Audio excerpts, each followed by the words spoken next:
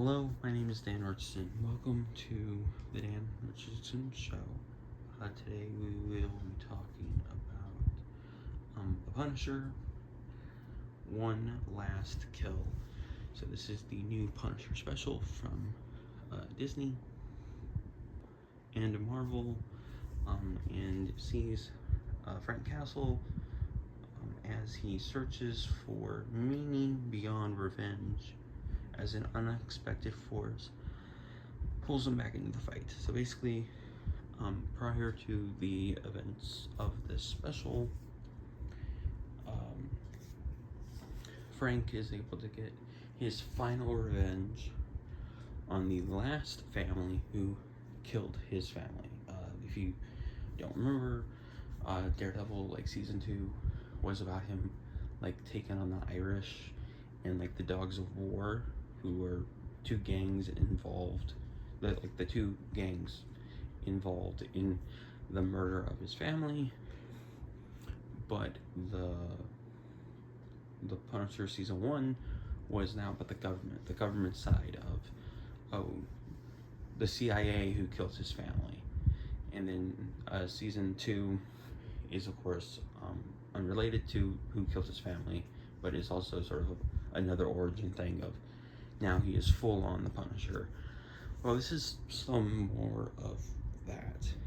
And of course, I don't know, I think it's interesting how they always choose to sort of just have Frank be always close to retirement, because in both seasons of Daredevil that he's in, whether that be Daredevil Netflix or Born Again, he is allowed to just be full on Daredevil. And I'm very interested to sort of see how they do it in Brand New Day, whether or not he's allowed to be just full on PG-13 Daredevil, or if there's going to be a character arc of him, getting softened by Peter. But they always do that thing of, okay, well, he doesn't like the killing. I mean, he does it because he enjoys it, but he doesn't like the killing. And it's just very interesting how they always choose to do that with him. And yeah, I don't know. I overall really did enjoy this special, even though I do think that my biggest issue with the special was the story. Basically this mob boss lady says, hey, because you killed my family, I'm coming after you. And there's not a great bit, the story isn't fantastic or anything like that, and I just kind of, it left me hungry for more because of the setup. They set up the story. This lady wants Frank killed, he has to defend himself, and I kind of wish that there was maybe a bit more to the story without spoiling it, because I don't know, I liked what they did ultimately with the story, or with the beginnings of the story. And I think all the actors did a really great job acting, across the board. This is a well acted special, and of course the action, and there's a good there's 30 minutes of this that is action. The action is incredible. I'm vaguely familiar with this director's prior work. He did something called Joe Hill, which is I believe about Mark Wahlberg, or I believe he did that movie. I think I saw it on Letterboxd. Basically Mark Wahlberg plays a man named Joe Hill, and he basically, it's based on a true story, and he tried to walk from coast to coast, end to end of the country. He tried to walk all across the entire country of America because his son, I believe, was bullied for being gay, and he wanted to bring awareness to his son's story and to do some sort of prevention stuff, raise awareness, and ultimately that's what that movie is about, I believe. I watched it with my parents back during the pandemic, and it was I think, a fine enough film, and I think he does a really good job here. It's well directed, well acted, the stunts are incredible. I really did enjoy those main three parts, and on Letterboxd, I gave this special like a 3.5, and I really did enjoy the special overall.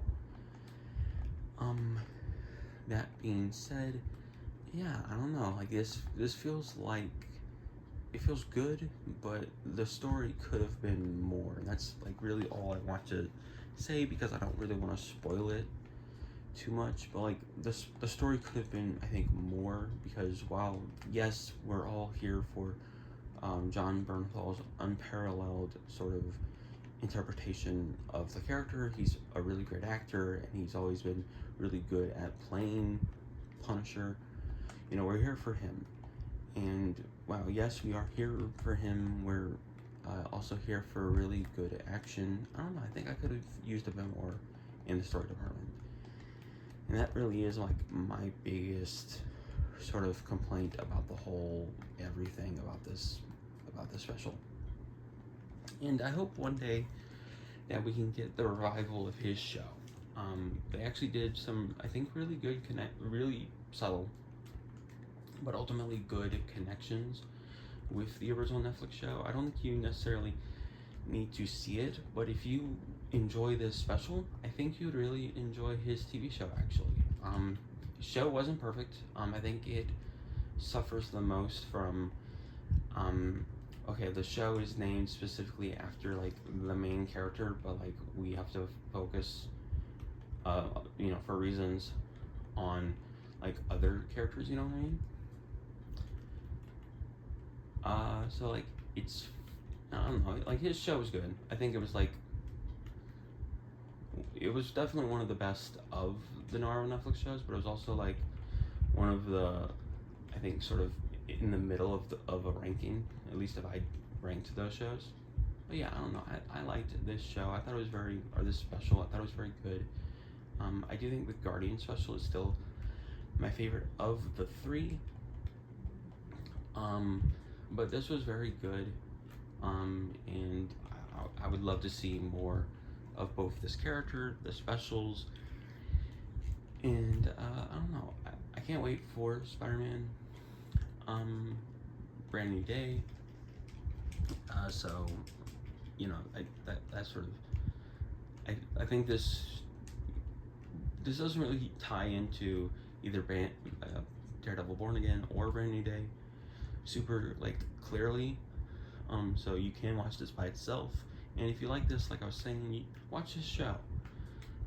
But yeah, that's about it for now. Remember to God, He made you special, He loves you very much. Hope you had a very lovely day, hope you had a very lovely week as always. See you next time, as always as well. God bless, I love you, God loves you, and I hope you have an extraordinary day, because you definitely deserve it.